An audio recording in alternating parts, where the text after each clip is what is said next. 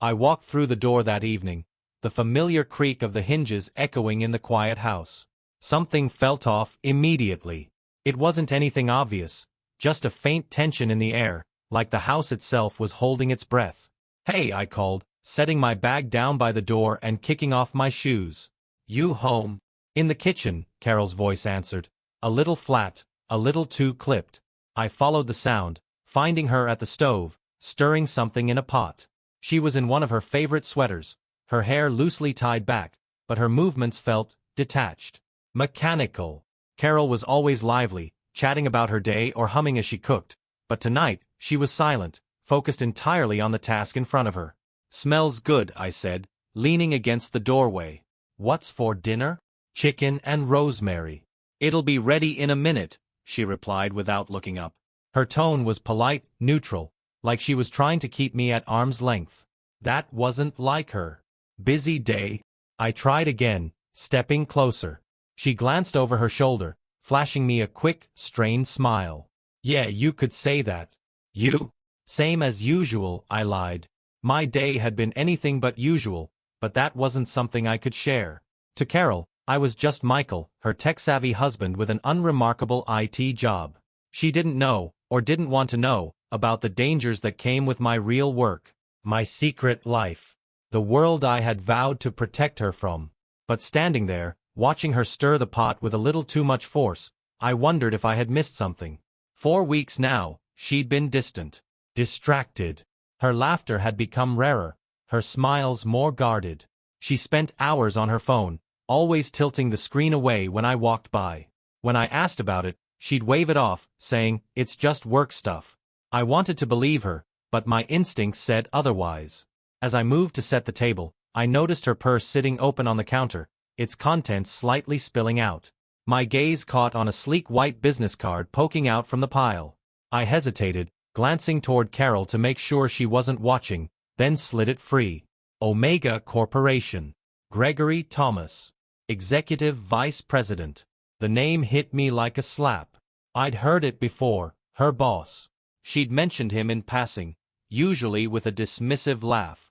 "Gregory's a little intense," she'd say, brushing off the topic like it didn't matter. But seeing his name printed in bold, professional lettering made my stomach tighten. Why was this card out in the open, like it was important? "Dinner's ready," Carol called, jolting me out of my thoughts. I quickly slipped the card back into her purse and joined her at the table, though my mind was racing. The table was set, a single candle flickering between us. Carol sat across from me, her hands resting in her lap, her eyes darting toward the candle rather than meeting mine. There was an awkwardness in her posture, a stiffness that didn't belong. "How's Gregory treating you?" I asked casually, watching her closely.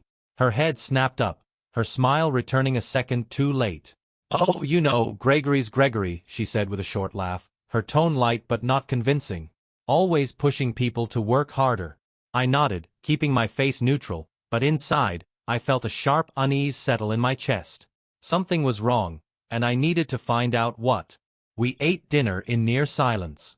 Carol picked at her food, her fork scraping lightly against the plate, a sound that seemed to echo in the room. I tried to keep the conversation light, asking about her day, the usual small talk, but her answers were short, evasive, as though she was trying to dodge invisible landmines. It wasn't like Carol to hold back. One of the things I'd always admired about her was her openness. Whether it was about work drama, a weird interaction at the store, or even something minor like the neighbor's barking dog, she always had something to share. Tonight, though, it felt like she was building a wall between us. "Is something on your mind?" I finally asked, setting my fork down. She hesitated, her hand frozen mid-air as if I'd caught her off guard. "No," she said too quickly, her voice steady but her eyes betraying her. "Just tired. Work's been hectic lately. That's all." I pressed, keeping my tone even. She nodded, but there was a flicker of something in her expression. Guilt, maybe, or doubt. Whatever it was, she masked it quickly, forcing a smile that didn't reach her eyes. I leaned back in my chair, studying her. My job had trained me to read people, to pick up on subtle tells that most would overlook. The way her fingers fidgeted with the edge of her napkin. How she avoided meeting my gaze for more than a second. Something was definitely wrong, but she wasn't ready to tell me. After dinner, Carol disappeared upstairs under the pretense of folding laundry. I stayed behind, clearing the plates and washing the dishes. My hands moved mechanically, but my mind was elsewhere, replaying her behavior over the past few weeks. The late nights at work. The sudden need to stay connected to her phone. The business card from Gregory Thomas. When I was done, I found myself lingering near her purse again. I hated the thought of snooping. It wasn't something I ever imagined doing in our marriage. But my instincts told me there was more to this than a stressful job or a bad day. Still, I hesitated. Carol and I had always built our relationship on trust, or at least I thought we had. If I went looking and found nothing, what would that say about me? But if I didn't look and something was happening, I'd never forgive myself for ignoring the signs. Before I could make up my mind, Carol came back downstairs, her phone in hand. She stopped when she saw me standing by the table, her expression guarded. "What's up?" she asked, her tone casual, but there was a slight tremor in her voice. "Just thinking," I said, trying to keep my voice light. "About what?" "About us." Her eyes flickered with something, nervousness, maybe even fear, but she covered it quickly with a smile. "You're being dramatic," she said, brushing past me to grab a glass of water. "Am I?" I asked, my voice soft but firm. "You've been different lately, Carol. Distant. Quiet. I can't help but notice." She froze for just a second, her back to me, before turning around. "You're imagining things," she said with a forced laugh. "I told you, work's just been crazy. That's all." I wanted to believe her. I wanted to let it go and chalk it up to stress. But the way she clutched her phone, holding it close to her chest like it was something fragile and private, told me otherwise. I didn't push further, not yet. Instead, I nodded, forcing a smile of my own. "Maybe you're right." But deep down, I knew she wasn't. The storm outside mirrored the tension in our house. When I came home that evening, Carol was curled up on the couch, her phone on the armrest and her eyes unfocused. She barely acknowledged me when I said hello. I sat across from her, watching as she fidgeted with her sweater sleeve. "Carol," I began carefully, "something's been bothering you. I can see it. What's going on?" She froze, her fingers gripping the fabric tighter. "Michael," she started, her voice barely audible. "There's something I need to tell you." The way she said it made my chest tighten. "Go on," I prompted, my tone steady despite the sinking feeling in my gut. She took a shaky breath. "You know my boss, Gregory?" I nodded, his name already making my blood simmer. "He's been pressuring me," she said, her voice trembling. "At first, it was just comments. About me. About us. Then he started saying things about how relationships should evolve, how every man secretly wants to see his wife with someone else." I stared at her, the words hitting me like a brick. "And you believed that?" "I didn't," she insisted, tears welling up. "But he kept saying it wasn't betrayal, that it was progressive, that it would help me grow at work. And I..." She choked on the words, unable to continue. My stomach twisted as the pieces fell into place. "What happened, Carol?" I asked, my voice low but firm. Her gaze dropped to the floor, guilt written all over her face. "I didn't mean for it to go this far," she whispered. Before I could press further, the sound of a car pulling into the driveway made her freeze. She glanced at the window, her face pale. "Who is it?" I asked, rising to my feet. "It's Gregory," she said, barely above a whisper. The low rumble of the car engine outside felt deafening in the thick silence of the room. I moved to the window, pulling the curtain aside just enough to see the sleek black sedan parked in the driveway. A man stepped out, tall, confident, the kind of presence that seemed calculated to command attention. "Gregory Thomas. Why is he here?" I asked, turning to Carol. She stood frozen in the middle of the living room, her hands gripping the back of the couch like it was the only thing keeping her upright. He wanted to talk," she stammered, her voice weak. "Talk about what?" I demanded, though the answer already felt obvious. Before she could respond, there was a knock at the door. The sound was measured, deliberate. My jaw tightened as I stepped toward it, but Carol grabbed my arm. "Michael, please," she said, her voice shaking. "Let me handle this." Her plea stopped me for a moment. Handle it, I repeated, my tone cold. You've already let him walk all over you, Carol. Now he's at our door. I shook off her hand and opened the door. Gregory stood there, smiling like he owned the place, his tailored suit pristine despite the rain. His confidence was maddening. Good evening, Michael, he said smoothly, his tone polite but condescending. I hope I'm not interrupting. You are, I said flatly, blocking the doorway. He chuckled, undeterred. I just wanted a quick word with Carol. It won't take long. I could feel Carol hovering behind me, her breath shaky. There's nothing you need to say to her, I replied, my voice sharp. And you certainly don't need to do it here. Gregory's smile tightened, his eyes narrowing slightly. It's a professional matter, he said, his tone cooling. Carol and I have been working closely on her development at Omega, and… That's enough, I cut him off, stepping forward until I was inches from him. His calm facade faltered for a split second, a flicker of uncertainty crossing his face. Carol's voice broke the tension. Gregory, this isn't the time, she said, her tone desperate. Gregory glanced past me, his expression softening as he looked at her. Carol, I think we owe it to each other to have this conversation. I felt my pulse quicken, anger bubbling to the surface. You don't owe her anything, I snapped. Now get off my property. For a moment, he didn't move.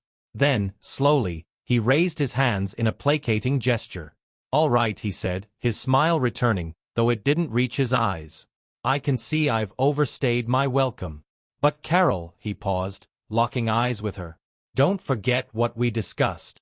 Before I could react, he turned and strode back to his car, the rain beating off his coat. I stood there, fists clenched, watching as the sedan backed out of the driveway and disappeared into the night. When I closed the door, I turned to Carol. She looked small, her face pale, her shoulders hunched as if she were bracing for impact. What the hell was that about? I demanded, my voice low but filled with barely contained fury. Her eyes darted to the floor, her lips trembling. Michael, I interrupted. Now. Carol sank into the couch, her movements stiff and jerky, like her body could barely support her anymore. Her hands trembled as they came up to cover her face, a weak shield against the weight of what she was about to say. I stood across from her, arms crossed, every instinct screaming at me to press her for answers, but I held back, waiting. At first, her words came in fragments, broken and hesitant. She explained how Gregory had started small, with compliments and offhand remarks about her potential. Then the tone shifted, subtly at first. He began dropping hints about how the world worked, how loyalty and flexibility were essential for advancement. People who get ahead, he had told her, know when to blur the lines between personal and professional. I felt my jaw tighten as she continued, her voice trembling. Gregory's comments became more pointed, implying that staying within the confines of a traditional relationship might make her seem rigid, uncooperative. He painted a picture of success as something requiring sacrifice, trust, and an open mind, his euphemisms for breaking boundaries. The tension in her shoulders grew with each word, and I could see the effort it took her to keep going. Finally, she admitted what I had been dreading. Gregory had kissed her. She described the moment haltingly, her voice cracking as she insisted she hadn't wanted it. She'd pulled away, she said, but the damage was done. Gregory had taken her hesitation, her brief compliance, as leverage. From that moment, he began wielding the kiss like a weapon, threatening to destroy her reputation if she didn't work with him. He painted her as the instigator, warning her that he could easily twist the narrative if she tried to speak out. My stomach twisted as I listened. It wasn't just what had happened, it was the weeks of silence, the way she had let Gregory's poison seep into our lives. I could see the guilt in her eyes, but there was something else too. Fear. She had been scared to tell me, scared of what Gregory might do, scared of what I might think. Her voice finally gave out, and she slumped forward, her face buried in her hands. Her shoulders shook as she sobbed, the sound cutting through the heavy silence of the room. I didn't say anything right away. My mind was racing, trying to process the betrayal. It wasn't just about the kiss, it was the choice she had made to keep me in the dark. She had let Gregory's manipulation fester, and now it had spiraled into something far worse. I took a slow, deliberate breath, forcing myself to stay calm. Years of training had taught me that anger, though tempting, rarely solved anything. but the cold weight of her confession sat heavily in my chest, making it hard to breathe. When I finally spoke, my voice was low but firm. "Why didn't you come to me sooner?"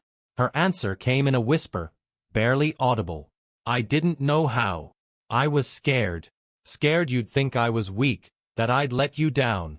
I didn't want you to see me like this." I stared at her, my emotions battling between frustration and understanding. She had been manipulated, yes, but she had also made choices. Choices that had brought this chaos into our lives. I stood, the motion stiff and deliberate. The distance between us felt larger than ever. "This isn't over," I said, my voice steady. "But from now on, no more secrets. If there's anything else, I need to know. Understand?" She nodded weakly, her tears still flowing, but I didn't stay to comfort her. My mind was too full of questions, too clouded by the anger and betrayal swirling inside me. I needed space to think. This wasn't just about Carol anymore. Gregory had crossed a line, and I was going to make sure he regretted it. I stepped outside into the cool night air, letting the rain prick against my skin. The rhythmic patter of water on the driveway filled the silence, but it didn't calm me. My mind was a storm of its own, replaying Carol's words on a loop. The kiss, the manipulation, the threat. Gregory had clearly miscalculated, assuming I was just another passive husband he could bulldoze. He couldn't have been more wrong. Walking to the edge of the driveway, I stared down the empty street, the slick pavement glinting under the faint glow of streetlights. I needed to clear my head, to figure out my next move. This wasn't just about my marriage anymore. It was about power. Gregory thought he could wield his influence unchecked, but he had no idea who he was dealing with. By the time I stepped back inside, I had the beginnings of a plan. Carol was still on the couch, her face pale and drawn, her eyes puffy from crying. She looked up as I entered, her expression wary, as though bracing for more anger. Instead, I sat across from her, leaning forward with my elbows on my knees. "Listen carefully," I said, my voice calm but firm. "We're not letting Gregory dictate what happens next. But I need you to be honest with me about everything from now on. Do you understand?" She nodded slowly, her fingers twisting the hem of her sweater. "I'll do whatever you need me to," she whispered. "Good," I said.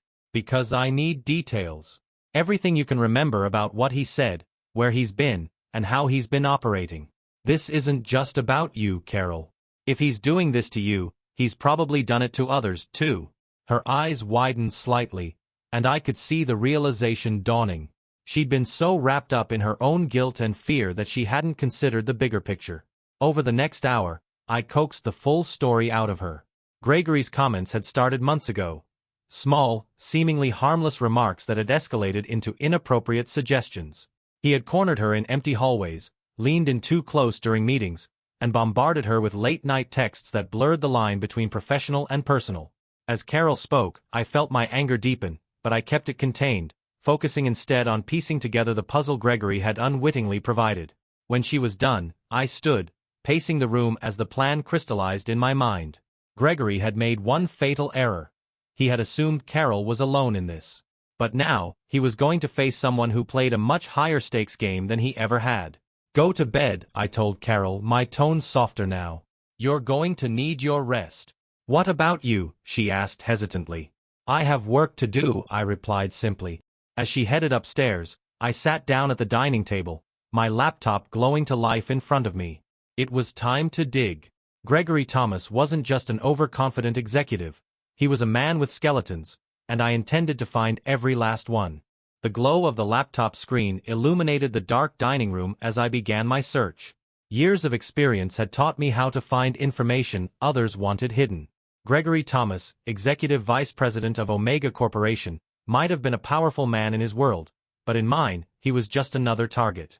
I started with the basics, pulling up his professional history. His LinkedIn profile painted the picture of a self-made executive. Prestigious schools, promotions every few years, awards for leadership and innovation. It was all polished to perfection, but I knew better than to trust a facade. The cracks always showed if you knew where to look. It didn't take long to find the first one. A blog post buried deep in the search results mentioned a former assistant who had accused Gregory of inappropriate behavior years ago. The case hadn't gone to court, but the woman had mysteriously left the company shortly after filing her complaint. Next, I combed through social media. Gregory's accounts were private, of course, but his public posts hinted at a man who craved admiration. Photos of himself at lavish events, long-winded captions about his vision for the future. It all reeked of someone who thrived on power and control. But it was a forum post on a Business Insider site that gave me the most useful lead.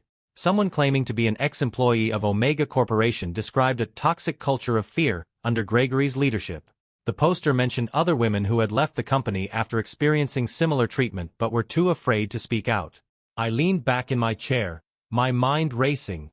Gregory's pattern was clear. He preyed on ambitious women, using his position to manipulate and intimidate. Carol wasn't the first, and she wouldn't be the last unless someone stopped him. By the time the clock struck midnight, I had enough to work with.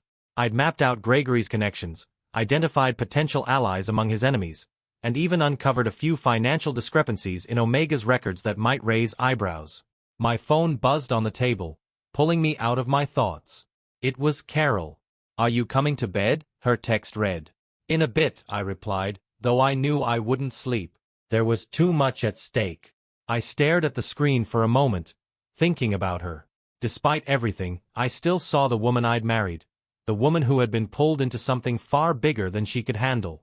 She'd made mistakes, but Gregory was the real threat here, and I wouldn't let him tear us apart.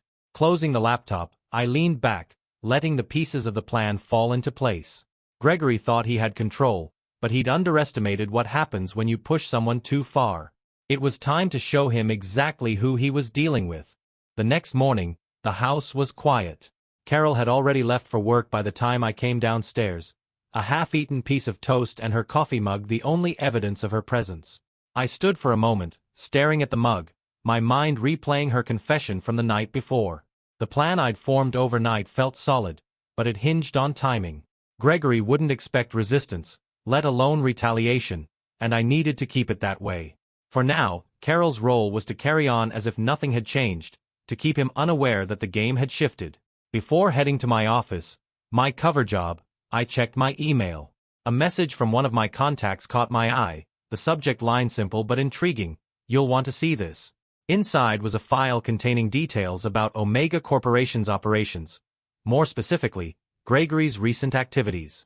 My contact had flagged unusual payments from a company account to what looked like personal expenses. Luxury travel, fine dining, and most damningly, undisclosed consulting fees to individuals with no connection to Omega's business. This wasn't just bad optics. It was enough to make Gregory's position untenable if brought to light. I smiled grimly, already picturing the controlled chaos that would unfold if this information reached the right people. But I wasn't ready to play that card yet. The day passed slowly, my thoughts constantly drifting to the confrontation that was coming. Gregory might have been smug and untouchable when he stood on my doorstep, but I doubted he'd maintain that confidence when I put pressure on him. That evening, Carol came home later than usual. She looked drained, her usual glow dimmed by a mix of guilt and exhaustion. As she set her bag down, I could tell something was weighing on her. "How was work?" I asked, my tone casual. She hesitated before answering. "He called me into his office," she said quietly. "He asked why I seemed distracted today. He said he's noticed a change in my attitude." I leaned against the counter, keeping my expression neutral. "What did you tell him?" "That I've been stressed," she said, avoiding my eyes.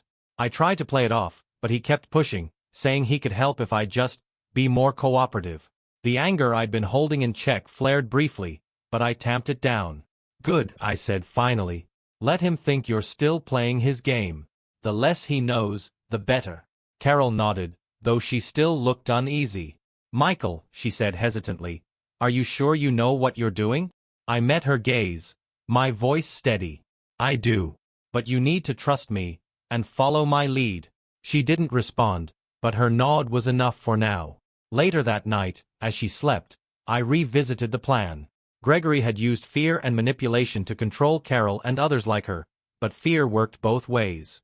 It was time for him to feel what it was like to have someone watching from the shadows, waiting to strike. The pieces were in place. All I needed now was the right moment to make my move. The next few days passed in a tense rhythm. Carol played her part, keeping her demeanor neutral at work, while I worked behind the scenes, gathering everything I needed. Every evening, she'd give me updates, Gregory's comments, his questions, his increasingly subtle threats. He was probing, trying to gauge her resolve, but he had no idea I was the one preparing to push back. The information I gathered so far painted a damning picture of Gregory. His questionable payments, his history of predatory behavior, and a pattern of silencing those who stood in his way. I'd already reached out to a trusted contact who specialized in corporate investigations, someone who could amplify the pressure when the time came. On Wednesday evening, Carol came home looking more unsettled than usual. She dropped her bag on the couch and sat down, her hands clasped tightly in her lap. "He cornered me again," she said, her voice low. "He asked why I've been avoiding him." My chest tightened, but I kept my tone calm. "What did you say?" "I told him I've been under a lot of stress," she said, her fingers fidgeting nervously. "But he didn't believe me. He said he's worried I might be getting second thoughts about my commitment." Her words sent a fresh wave of anger through me, but I stayed composed. Gregory was escalating, testing how far he could push her before she broke. What he didn't realize was that every move he made was giving me more leverage. "That's fine," I said, sitting across from her. "Let him think you're still wavering. The more he believes he's in control, the easier it'll be to blindside him." Carol nodded, though I could see the doubt lingering in her eyes. "Michael, what if he tries something worse?" "He won't get the chance," I said firmly. The next morning, I put the final part of my plan into motion. I sent an anonymous tip to the legal department at Omega Corporation, attaching a carefully curated file of Gregory's questionable activities. I knew it wouldn't take long for the sharks to start circling. By noon, I received confirmation from my contact. The legal team had already flagged the payments for further review, and an internal investigation was imminent. Gregory's untouchable image was about to shatter, and he didn't even know it yet. But I wasn't done. That evening, I arranged for a meeting with him, using Carol as the pretext. A simple message from her phone, phrased just right, ensured he'd show up. Gregory was arrogant enough to believe he still had the upper hand. When the time came, I was waiting for him, the file in my hands and years of controlled fury behind my calm expression. The cafe I chose for the meeting was tucked away on the quieter side of town, the kind of place where no one would pay attention to a tense conversation. Gregory arrived right on time, his polished shoes clicking against the floor as he scanned the room. He spotted me immediately, his expression morphing from mild surprise to smug confidence. "Michael," he greeted, sliding into the chair across from me. "This is unexpected. I was under the impression Carol wanted to meet." I didn't reply right away, letting the silence hang. Gregory was the type to fill empty space with his own voice, and sure enough, he leaned back with a casual smile. "I assume this is about her position at Omega. I can assure you, I've been nothing but supportive of her career." His tone was as smooth as ever, but his eyes gave him away, a flicker of unease beneath the surface. He hadn't expected this, and he was trying to figure out how much I knew. I slid a folder across the table toward him. "I thought we should clear the air," I said, keeping my tone measured.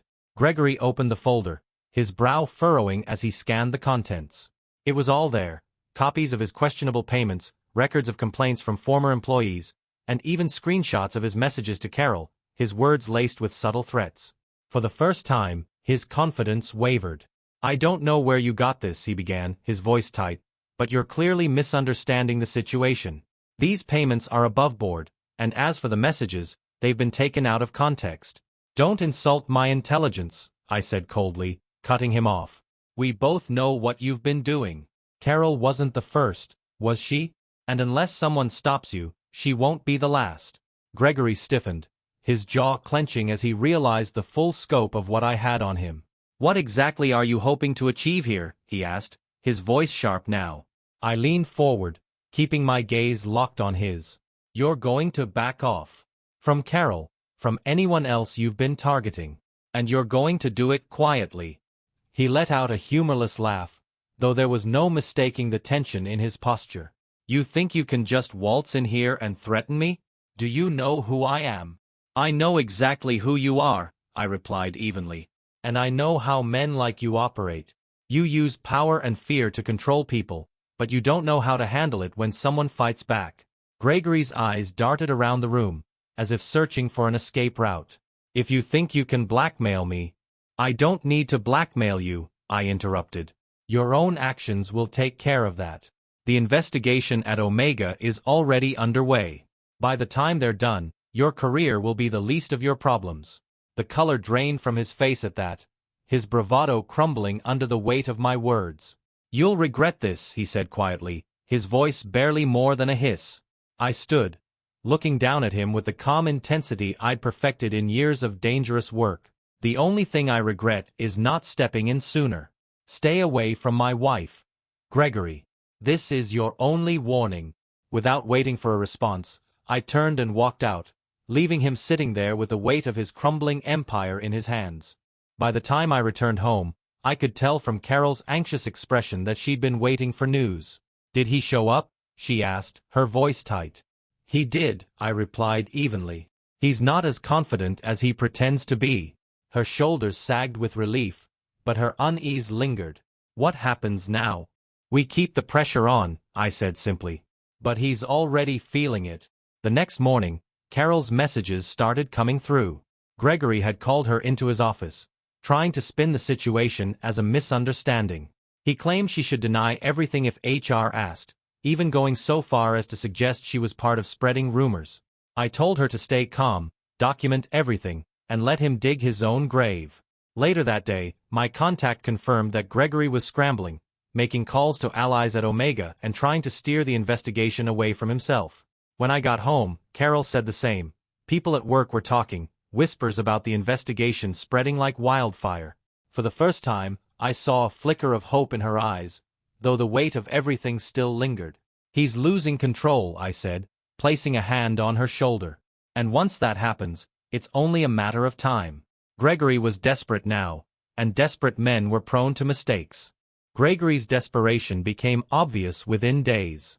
The whispers at Omega grew louder, the investigation into his financial misconduct casting a shadow over his every move. His carefully curated facade of authority was crumbling, and he was grasping for anything to maintain control. Carol kept me updated, her messages becoming more frequent as Gregory's behavior grew erratic. He started holding impromptu meetings, trying to rally support from those who owed him favors. But his confidence had cracks, and people were beginning to see them. HR called me in today, Carol said when she got home one evening. They asked about Gregory. I told them the truth, about the kiss, the threats. I showed them the messages. Her voice wavered, but there was a strength in her eyes that hadn't been there before. How did they respond? I asked. They didn't say much, but I could tell they believed me. They're taking it seriously. I nodded, pleased but not surprised. With the evidence I'd fed into the investigation, HR had no choice but to act. But Gregory wasn't done yet. That night, I got a call from my contact. He's trying to make a move, they said. Word is, he's planning to pin the financial irregularities on someone else. Maybe even Carol. It didn't surprise me. Gregory was the type to throw anyone under the bus to save himself, and Carol was a convenient scapegoat. What he didn't know was that I'd already anticipated this. I spent the next morning tightening the net. Additional documents highlighting Gregory's direct involvement with the irregular payments were quietly delivered to key members of Omega's board. The timing had to be perfect. Gregory needed to be blindsided before he could twist the situation further. When Carol texted me during her lunch break, her nerves were palpable. Carol, he's been glaring at me all day. He knows something's coming. Me good. Stay steady. The end is near. Later that afternoon, the tipping point came. Carol called me, her voice shaky but triumphant. They called Gregory into a meeting, she said. The legal team, HR, even some of the board members. He looked furious when he walked out. This was it, the beginning of the end. Gregory's house of cards was tumbling down, and for the first time in weeks, I felt a genuine sense of victory. Still, I knew better than to relax. Cornered animals were the most dangerous, and Gregory wasn't the type to go down without a fight. The following day felt like the calm before the storm. Carol stayed home from work, exhausted but cautiously optimistic after Gregory's tense meeting with the board. She'd finally seen a glimpse of his control slipping, and for the first time in weeks, she wasn't looking over her shoulder. He's unraveling, she said as we sat over coffee. Everyone could see it yesterday. He was pacing, snapping at people, and glaring at me like I'd betrayed him. "You did," I said plainly. "But not in the way he thinks. Gregory thrives on fear. Once people stop fearing him, he has nothing." Her lips tightened into a small, determined smile. "I hope this ends soon. I just want it all to be over." "It will be," I reassured her. "But the final piece is still falling into place." That afternoon, I got a message from my contact. "It's happening. Gregory is being called back in for a second meeting, this time with external investigators." The timing was perfect. The legal and HR teams had everything they needed: a paper trail of financial misconduct, first-hand accounts of his predatory behavior, and enough evidence to leave Gregory with no plausible defense. A few hours later, my phone buzzed again. This time, it was Carol. Her voice trembled with a mix of relief and disbelief. "They escorted him out of the building," she said. "I saw it. They told everyone he's been suspended pending further investigation." I smiled grimly. Gregory's empire was collapsing, and he hadn't even seen the full fallout yet. "Did he say anything?" I asked. He looked furious, like he wanted to tear the whole place down. But he didn't say a word. Just got in his car and drove off. It was exactly what I'd hoped for. Gregory's power had been built on intimidation and secrecy, but now his reputation was in ruins, his allies scrambling to distance themselves. The investigation would dig deeper, and by the time it was over, he'd have no chance of recovering. When Carol hung up, I sat back, letting the satisfaction settle in. Gregory had underestimated me, underestimated her, and now he was paying the price. For the first time since this nightmare began, I allowed myself a moment to relax. The battle was over, but there was still work to be done, to rebuild, to heal, and to ensure that someone like Gregory could never threaten us again. The days after Gregory's suspension felt surreal. Carol returned to work cautiously, unsure of how her co-workers would react, but she was met with quiet support. It seemed Gregory's reputation had caught up with him, and no one was rushing to defend him. "He's gone," she told me that evening, her voice tinged with both relief and exhaustion. "His nameplate's off the door, and his office is empty. HR sent an email saying he's no longer with the company. They didn't give details, but everyone knows." "That's how it works," I said, sipping my coffee. "Companies like Omega don't like messy scandals. They'll cut ties and let the investigation bury him quietly." Carol nodded, but her expression was still clouded. "I thought I'd feel better. Safer. But I can't stop thinking about how close I came to ruining everything." I set my mug down, leaning forward to meet her eyes. "You were manipulated, Carol. Gregory exploited your ambition, your trust. That's on him, not you." She looked at me for a long moment, her eyes searching mine. "I should have told you sooner," she said softly. "I let it get this far because I was scared of how you'd see me. I thought you'd think I was weak." I exhaled slowly, the frustration and hurt from the past weeks still lingering but dulled. "We can't change what happened," I said, my voice steady. "But we can move forward. Together." Her lips trembled, and she nodded, a tear slipping down her cheek. "I want that too," she whispered. As the days turned into weeks, things began to feel normal again. Carol threw herself into her work with a renewed sense of purpose, determined to prove she could rise on her own merit. I focused on supporting her, keeping the lines of communication open in a way we hadn't before. Every now and then, she'd bring up Gregory, how his absence had lifted a weight off the office, how colleagues were finally speaking out about the toxic environment he'd created. Each story cemented the fact that confronting him hadn't just been about protecting us. It had exposed a man who had hurt many others. One evening, Carol came home with a small smile on her face. "Guess what?" she said, setting her bag down. "What?" I asked, curious. "I got the promotion," she said, her voice trembling with disbelief. "They said my work speaks for itself." A genuine smile spread across my face as I stood to hug her. "You earned it," I said simply. For the first time in a long while, I saw the Carol I remembered, the woman who was confident, ambitious, and unafraid to chase her goals. Gregory's shadow no longer loomed over her, and for the first time, it felt like we were stepping into the light together. Life didn't return to normal overnight, but slowly, the cracks that Gregory's betrayal had caused began to heal. Carol and I were more deliberate in how we communicated. The walls that had formed between us over those tense weeks were coming down, brick by brick, as we worked to rebuild trust. One evening, as we sat on the porch watching the sun dip below the horizon, Carol reached for my hand. "I've been thinking a lot about us," she said, her voice steady but soft. "About how close I came to losing what we have. I don't want to take it for granted again." I squeezed her hand, the warmth of her touch grounding me. "We've been through hell," I said honestly. "But I'm here, Carol. I'm not going anywhere." She nodded, her gaze lingering on the horizon. "I've started therapy," she admitted quietly, "to work through everything. Gregory. He got in my head in ways I didn't even realize, and I need to face that." Hearing her say those words filled me with cautious hope. It wasn't just about what Gregory had done, it was about the choices we both had to make moving forward. "I think that's a good idea," I said. "For both of us." She turned to me, her eyes filled with determination. "I'm going to make this right, Michael. For us, for our family. I want to be the partner you deserve." Her words were sincere, but I didn't rush to reassure her. Actions would matter more than promises. Still, the resolve in her voice was enough for now. Over the following months, we found a new rhythm. Carol excelled in her new role, her confidence returning as she proved her worth without anyone's shadow looming over her. At home, we prioritized time together. Dinners without phones, weekends spent hiking or simply talking. There were still moments of tension, times when a memory or a stray comment would pull us back to the pain of those weeks. But those moments grew fewer, replaced by something stronger.